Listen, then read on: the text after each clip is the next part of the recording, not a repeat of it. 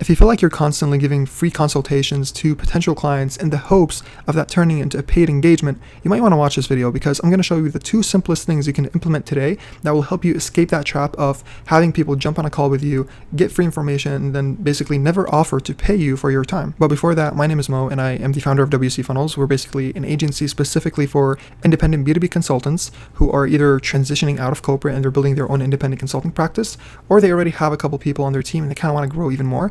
On this channel, this is actually my first video. I'm going to go over a lot of things that we do for our consultants and clients, and basically just giving you guys free value, and you can either take that information, implement it on your own, or if you want to work with us, you can always book a call down in the description. But anyway, let's go back to the video. So a common thing that I keep on hearing from independent consultants is prospects being willing to jump on that discovery call with you in the hopes of discussing like a paid engagement opportunity, right?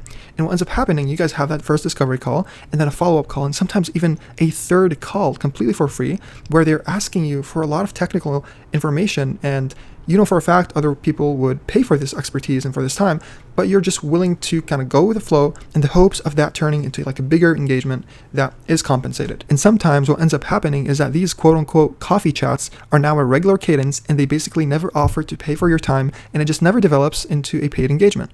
It's pretty stressful and it's pretty annoying. And today I'm going to show you the 2 biggest reasons why this could be happening and what you can do exactly to be able to get out of this loop. Okay, now reason number 1 is your outreach does not lead with what you actually do. Instead, what this looks like is you're reaching out to a potential prospect and you're like, let's connect, let's have that coffee chat, let's see what opportunities you have available.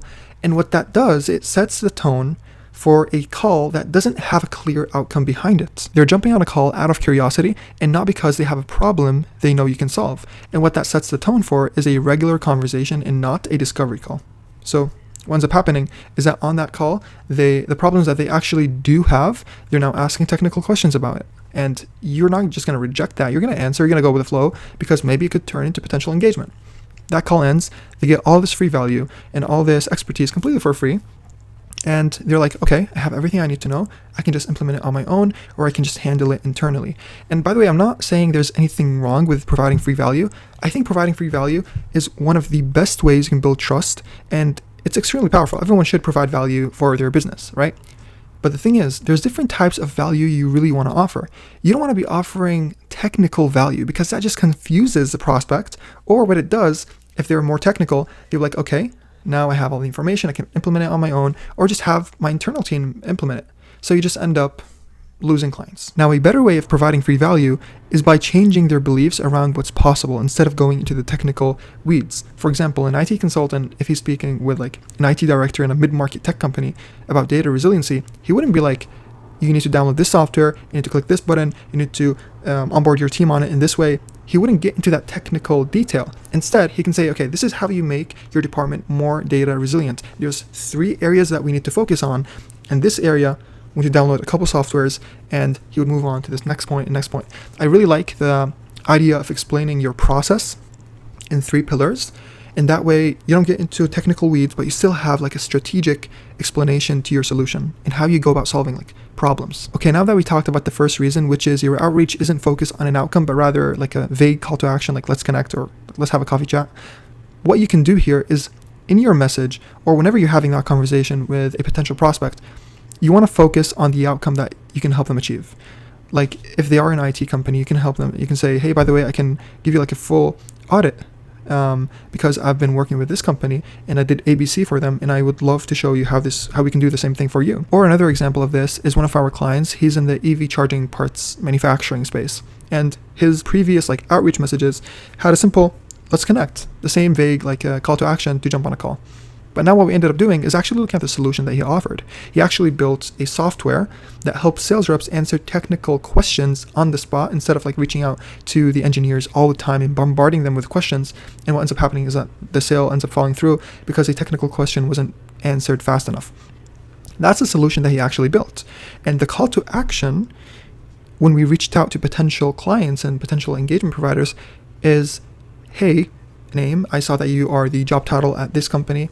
I would love to set up a free demo for you for one of your products. Would you be open to me doing that? Now we're focused on an outcome. When they say yes, we follow up with thank you for like saying yes is super cool. Let's jump on a call. Let's actually talk this in more detail. And on that call, now we are focused on an outcome instead of just having a regular conversation that ends up going nowhere. But that is only the first reason. The second reason, which is arguably very important, which is being able to take frame on that discovery call that you guys have and pointing that call into the right direction instead of having it kind of pivot towards a technical question-based call where, again, as I explained earlier, it loses the client. You see, even if the message that made the prospect jump on a call with you was outcome focused, he or she will still have the tendencies to take it into a more technical based questions type of thing, or just a general conversation, because that's what they're really curious about. They have these problems and they're just really curious to hear your answers.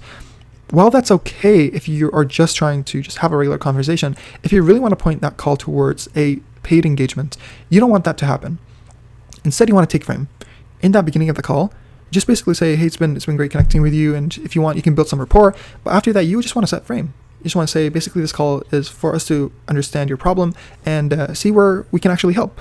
And you start asking questions. That's the key. You want to ask questions. You don't want to be the one being interviewed.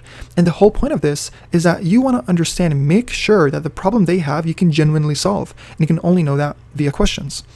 And after the questions, you can then say, this actually sounds like a really great fit. I would love to show you what we do. And then you explain overview and strategy of how you can go about solving that problem instead of going into technical details. And as a result, now you understand you can solve their problem with your expertise in consulting.